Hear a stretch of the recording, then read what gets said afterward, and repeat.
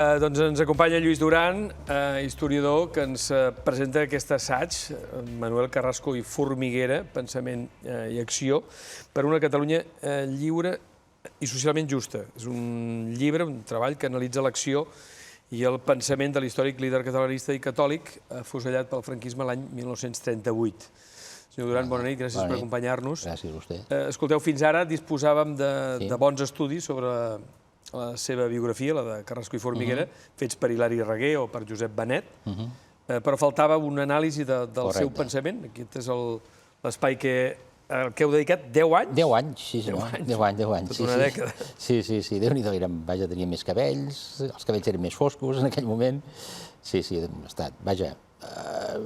La recerca és un món que et vas tancant una miqueta amb tu mateix i és com si no passés el temps. Vull dir, la relació que tens amb el temps de la resta de persones és diferent amb la recerca. I llavors tens uns objectius i fins que no els acabes de resoldre, no veus el viarany concret del que penses que serà, doncs poden passar mesos. I realment veieu això, que hi havia aspectes de la seva vida, que, vaja, aspectes que ocupen 1.000 pàgines. Sí, sobretot, per exemple, com és que ell arriba a ser el que jo sostinc que és el primer defensor del dret de l'autodeterminació dels pobles en el catalanisme polític. Això volia dir, doncs, posar-se gairebé 10 anys enrere, veure quines relacions intel·lectuals tenia, en quins fòrums havia intervingut, quines lectures podia haver fet, quins contactes havia fet, per veure com ell arriba, finalment, a... I va ser el primer polític català que va fer servir la paraula autodeterminació? Aviam, en el sentit que el terme autodeterminació apareix en una trobada transcendent pel futur polític d'Espanya, que serà el Pacte de Sant Sebastià, sí. Ell porta aquest terme com a resolució de les relacions entre Catalunya i Espanya en una futura Espanya republicana. I el concepte també d'autodeterminació dels pobles? Sí, apareix, sí. Sí, apareix en aquest terme.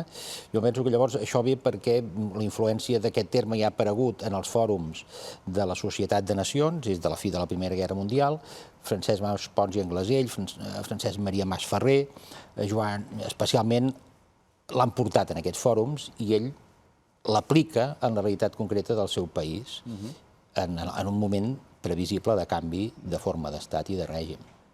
Carrasco i Formiguera s'entenia amb tothom, exceptuant la Lliga, fins i tot en un cert moment, la Seda i els militars? Sí, o sigui, és una... Si vas llegint... Ell té una formació jurídica i, per tant, he tingut l'avantatge de trobar molts textos molt entenedors i amb un fil conductor que per l'historiador és molt agraït perquè és molt planer, molt lineal. I és una persona, podríem dir, ben educada, amb molt bona relació amb la premsa, a vegades fins i tot simpàtica amb l'oponent, però hi ha dues forces que donen amistat profunda. Una és la Lliga, ell ha sortit de la Lliga, ha estat regidor per la llista de la Lliga a l'Ajuntament de Barcelona, allà ha estat, podríem dir, ferit, amb un llenguatge per part del líder de la majoria en aquell moment bastant insistent, i tot i que ell pensa que la Lliga ha de ser un dels eixos vertebradors de la futura política republicana de Catalunya, amb Esquerra Republicana. I amb la Seda passa el mateix. Amb la Seda, la crítica amb la Lliga és, per exemple, és una crítica de caràcter d'incompliment del programa catalanista. D'incompliment? Sí, ell és un pratià, és un deixeble de Prat de la Riba i considera en un moment determinat que la Lliga ha oblidat Prat de la Riba. És l'època de Francesc Cambó, diríem? Sí, efectivament. Llavors això és una cosa que ell no perdona. I la crítica que fa també la Lliga és que ha deprimit el catalanisme. L'ha convertit en una peça més dels jocs d'unes classes dirigents catalanistes i ha oblidat la voluntat del país, de la voluntat del militant catalanista. Això ha deprimit el moviment catalanista. I la Seda? La Seda, en la qual ell hi té, en el cas de Catalunya, un bon amic que s'ha allunyat d'Unió Democràtica, que és Lluís Jovent. Espanyola de Derechas Autònomes. Sí. Aquí potser la crítica és més per una qüestió religiosa. Ell considera que la Seda utilitza la fe catòlica, que ell sent molt profundament, com una eina de captar vots. De captar vots, de limitar i anar d'anar soscapant la república. Ell creu que la fe és una cosa, però no s'ha d'utilitzar per fer política, i més contra un govern que ha volgut, i una forma d'estat que ha volgut el poble. Per tant, són dues crítiques diferents. Ell, tot i això, va ser membre de 3 partits. Va ser de la Lliga, d'Acció Catalana i d'Unió Democràtica de Catalunya. Sí, de la Lliga en concret va ser membre de la Joventut Nacionalista. La Joventut Nacionalista era la formació de quadres de l'administració regionalista. Aquí va estar de l'any 12 fins l'any 22, després va estar de l'any 23 fins a l'any 30, principis del 32, Acció Catalana, i a Unió Democràtica del 32 fins a l'afusellament. De fet, a Unió Democràtica és on va estar menys temps. I Acció Catalana? O sigui, de la Lliga passa a Acció Catalana? Però hi arriba una miqueta també a deshora. Vull dir, Acció Catalana es funda al juny del 22 i ell ingressa a Acció Catalana al maig del 23. Quan ha de tenir una garantia molt important per ingressar, crec jo, a Acció Catalana, que Acció Catalana no serà una crossa de la Lliga. Acció Catalana, ell vol que sigui l'alternativa a la Lliga, l'alternativa catalanista a la Lliga, la força que substitueixi la Lliga. Fins que no té aquesta garantia de substituir una força per l'altra, ell no ingressa a Acció Catalana. És l'Acció Catalana de Nicolau d'Olbert, de Jaume Bofill i Mates, d'Antoni Rovira i Virgili, una força que es forma bàsicament de 2 nuclis. Els joves de la Joventut Nacionalista, pretians, que han abandonat el vaixell cambonià, el vaixell de Cambó, i antics republicans catalanistes, com l'il·lustre tarragoní Antoni Rovira i Virgili. Virgili, segurament, amb G geminada, segurament. Virgili, sí, suposo, sí, espero. Finalment va trobar el seu espai, això que dèiem, a Unió Democràtica, Sí. una formació que no cal dir que no té res a veure amb la que va desaparèixer el 2017, quan hi havia Josep Antoni Duran i Lleida, no? Sí, era una força republicana, una força catalanista radical, ells mateixos es consideraven nacionalistes radicals, i amb un alt sentit de política social. No estaven per la Confederació. L'esquema era el següent, era dir, nosaltres apostarem per la Confederació, volem una Catalunya sobirana, i farem una proposta de pacte als pobles d'Espanya. Si els pobles d'Espanya no accepten aquest pacte, la via, podríem dir, és la independència nacional. Perquè la idea de la Confederació sí que últimament Duran i Lleida la va recuperar. Sí.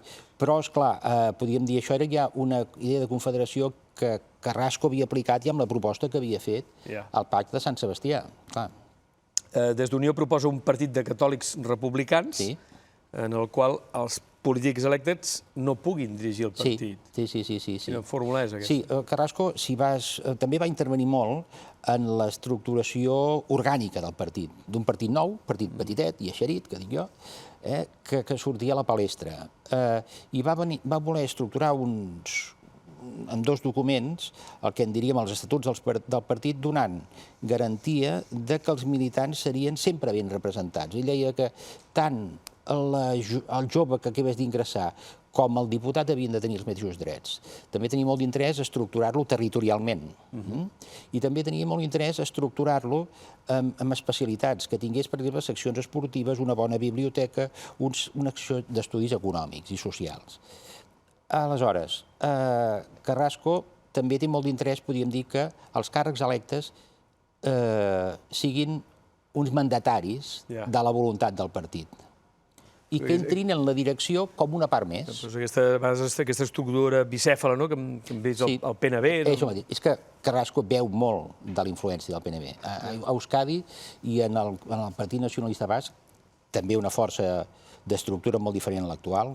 Cal pensar que el Partit Nacionalista Basc era, podríem dir, la veu política d'un moviment nacionalista, en el qual s'estructurava un potent sindicat obrer, LSDB, una organització femenina, les Emakunde, Berchale, Batza, organitzacions excursionistes, organitzacions que eren els Mendigochales, organitzacions d'escolars, l'inici de les Ikastoles, i ell vol traslladar el model basc de partit nacionalista popular republicà amb un interès social evident a Catalunya. Això vol que sigui Unió Democràtica. Va considerar Francesc Macià com un referent. Heu dit que si no hagués fet ostentació de la fe cristiana, Carrasco i Formiguera podria haver estat un gran líder d'Esquerra Republicana. Jo penso que sí. Si ho va ser, per exemple, un intel·lectual, una persona de formes moderades i amb pràctica de govern sòlida com era Carles Pissunyer, perquè no podia ser Antoni Rovira i Virgili, perfectament. Perdoni, Manuel Carrasco i Formiguera. Manuel Carrasco i Formiguera. Sí. opinava que els estats els han creat les persones, Sí. però que les nacions són obra de Déu. Sí, clar, aquí cal entendre també el moment, la formació dels cristians i els catòlics de l'època, d'acord? En aquell moment, i Carrasco això no ho qüestiona, considera que l'Església és un bé a protegir, un bé amenaçat, però el que ell reivindica és el paper dels laics dins de l'Església. Una activitat, podríem dir, associativa, intensa, dins que es faci sentir la seva veu. Dins de l'Església. Dins de l'Església. Però pel que fa al règim tampoc no li agradava que fos un règim laic, o sí? No, aviam. Ho tolerava, diríem. Podríem dir, ell intenta que és un republicà convençut, és un republicà militant que s'ha jugat, podríem dir... Ha costat a la Segona República i a la Generalitat. Sí, i ha participat en complots cívics militars per enderrocar la monarquia, per tant, és un senyor que té un currículum republicà indubtable. I ell creu que cal trobar la fórmula, això, el modus operandi que permeti que els republicans tinguin una vida, podríem dir, normal i correcta en la república, com a estat democràtic, com ell sempre repeteix, tenen els republicans francesos, els membres del Partit Demòcrata nord-americà, o com seran els republicans italians amb la democràcia cristiana, o el moviment republicà popular a la França de la postguerra. Vol aconseguir això. I diu, per què no podem aconseguir el que passa a França i el que passa als Estats Units pugui passar a l'estat espanyol? Sempre mira referents internacionals per dir, al cap i la fi, l'anticlericalisme és una cosa tronada. El que es porta en el món civilitzat és el respecte a la diversitat religiosa de cadascú. No sé si és això el que fa el seu pensament modern, perquè el qualifiqueu, el pensament de Carrasco i Formiguera, com a modern. Sí, home, és un dels aspectes que em va sorprendre trobar és que és dels primers polítics que defensa des del Saló de Plens de l'Ajuntament que Barcelona s'ha de dotar d'un aeroport internacional important. Fa un viatge, en aquell moment a l'aeroport de París, que és Le Bourget, i veu com funciona el que comença a ser el transport de viatgers. Sistemes de comunicació... Parlant de l'any 1900... Això passa al 21. 1921. Llavors, en aquell moment ja comença a veure com es comuniquen les aeronaus. A més de 100 anys. Sí, les zones de descans pels pilots, les proves pel motor, la il·luminació de les pistes.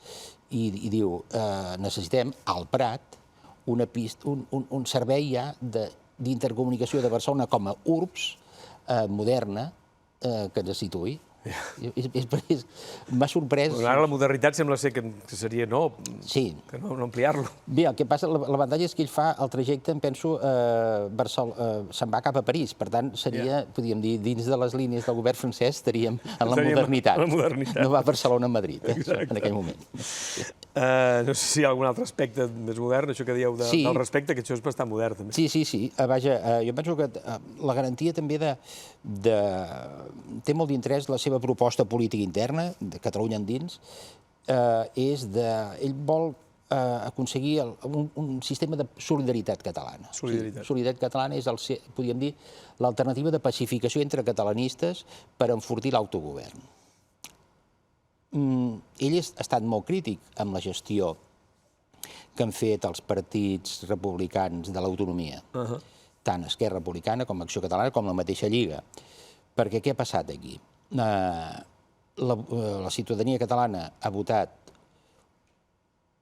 l'Estatut que en van dir de Núria, les Corts de la República no van acceptar la voluntat de Catalunya, expressada en referèndum, i van concedir un estatut diferent del que havia votat el poble. Carrasco, amb bon criteri, no va dir que això era un estatut, va dir que era una llei d'autonomia. D'acord? Aleshores, en certa manera, també la modernitat de Carrasco és dir que quan la voluntat del poble de Catalunya s'expressa en referèndum, aquesta voluntat és inqüestionable pels que han de dur a terme l'aplicació d'aquesta voluntat. I això porta que al juny del 32 ell és exclòs de minoria catalana i es queda com a diputat catalanista sense minoria. Sense inscripció, que en diríem. Sense inscripció, exacte. Sí. Algunes de les propostes socials i econòmiques de Carrasco i Sí. Formiguera van ser adoptades per diferents partits laboristes Jo penso que sí. i democristians europeus, Sí, no? sí, Després sí, de la sí. Segona Guerra Mundial. Sí, o sigui, el que com a historiador trasbalsa una mica la figura de Carrasco és això, la modernitat, la idea d'independència, la idea del que serà l'estat del benestar, la idea de democràcia ben pensada i estructurada de partits amb programes clars i amb acords comuns entre tots ells. I jo he anat veient quin era el marc de les propostes que feia Unió Democràtica en aquell moment. D'acord? I les he comparades amb els altres partits polítics, amb la Lliga, amb Acció Catalana i amb Esquerra Republicana. El més proper, certament, és amb Esquerra Republicana. O sigui, la proposta socioeconòmica de la Unió Democràtica d'aquell moment és fomentar un terme que els que som d'una determinada quinta recordem, el que se'n deia la cogestió, o sigui que cogestió vull dir que també els treballadors tinguessin una possibilitat de participar en la gestió de les empreses i en l'accionariat de les empreses, fomentar el cooperativisme obrer, fomentar també les assegurances socials i especialment el que es deia en l'època un salari familiar. Què vol dir el salari familiar? Per un concepte molt vinculat a la doctrina social de l'Església. Un salari que no mantingués el treballador en la subsistència, sinó que el mantingués en un règim de vida correcte que pogués garantir una petita propietat, la caseta i l'hortet de Francesc Macià, uns bons estudis pels fills dels treballadors, un patrimoni folgat. Per tant, al cap i la fi també era una forma d'evitar la revolució. I per evitar la revolució, l'Europa de la postguerra, en certa manera, també va fer l'estat del benestar. Destaqueu també que un dels trets que van caracteritzar-lo és la capacitat per traçar la seva pròpia via, això que era possible ser catòlic i republicà al mateix temps, o defensar la llei de congregacions religioses i la integritat de l'Estatut de Núria. Deia que a Catalunya no es podrà resoldre íntegrament cap problema mentre no resolgui el seu problema nacional. Catalunya ha de lluitar fins a assolir constituir-se políticament com a nació, que és en estat independent i amb llibertat per fer les aliances i les confederacions que cregui convenient, com apuntàvem abans. Sí, o sigui, penso que s'alvira també una miqueta al final de la trajectòria d'Unió Democràtica de Carrasco, en relació amb el Partit Nacionalista Basc també, es comença a parlar també d'Europa com a marc de resolució d'inserció de la nació catalana en un marc superior. I aquesta idea d'aliances, de pobles, és una mica també l'arrel del seu independentisme. Ell m'agrada dir que no pensa en un independentisme separatista. O sigui, ell diu que les nacions han de ser totes iguals, en drets i deures, i sobretot per qüestionar i combatre l'amenaça dels nacionalismes totalitaris de base feixista, han de viure en una humanitat en pau i llibertat. Aquest és l'independentisme de Carrasco. La seva coherència el va portar a plantar-se davant de les ofenses de Catalunya de la dictadura de Primo de Rivera. Això li va costar presó, multa, destitució al Col·legi d'Advocats. Sí, sí. I en un dels líders més eminents de la CNT i de la Federació Anarquista Ibèrica, Joan García Oliver, deia que el penal on va ser enviat tant ell com Carrasco i Formiguera era especialment dedicat a les persones amb delictes més greus i als líders sindicals i obrers més rebecs. Per tant, allà va ser, podríem dir, jo no insisteixo, no soc jurista, però segurament si algú revisés els seus processos veuria que en el cas de Carrasco repetidament es produeix una mica una justícia a la carta. O sigui, la justícia necessita un càstig exemplar per una persona que ha criticat fortament l'exèrcit espanyol. L'any 38, jutjat i condemnat a mort per un tribunal militar. Sí. Heu dit que no buscaven condemnar un republicà, volien condemnar un patriota. Un patriota, sí. Jo no he entrat en el procés perquè ja el va estudiar de manera meravellosa tant Hilari Reguer com Josep Benet, però em va sobtar que dos dels aspectes que remarquen com a contumassos per tenir aquesta condemna tan aberrant és haver proposat la restauració de la Generalitat de Catalunya i de defensar la llengua catalana, l'ús oficial de la llengua catalana a l'Ajuntament de Barcelona. Això sembla que sigui una aberració i motiu de... O sigui, podríem dir gairebé que Carrasco semblaria que és afusellat per haver defensat la llengua dels catalans. Però al cap i a la fi, llavors, si veus el conjunt de la seva trajectòria, segurament és la persona més allunyada del que planteja el franquisme. Podríem dir, és el negatiu perfecte del franquisme. És un catòlic i republicà. És independentista català, però vol una humanitat fraterna. És un catòlic que denuncia els catòlics que, com ell cita a vegades, no creuen en Déu perquè ell creu a Déu. És un concepte una mica diferent. Hi ha un missatge que transmet per les escriptures Déu als humans i ell fa cas a aquest missatge. Per tant, desmunta moltes del discurs del franquisme. Per tant, per això és especialment amenaçant pel règim. Doncs d'aquí que al final el franquisme l'afusellés. Moltes gràcies, senyor Duran. Gràcies, una feinada immensa la que hi ha en aquest volum, en aquest assaig 10 anys de Lluís Duran i tota una vida i pensament de Manuel Carrasco i Formiguera. Moltes gràcies. Heu parlat de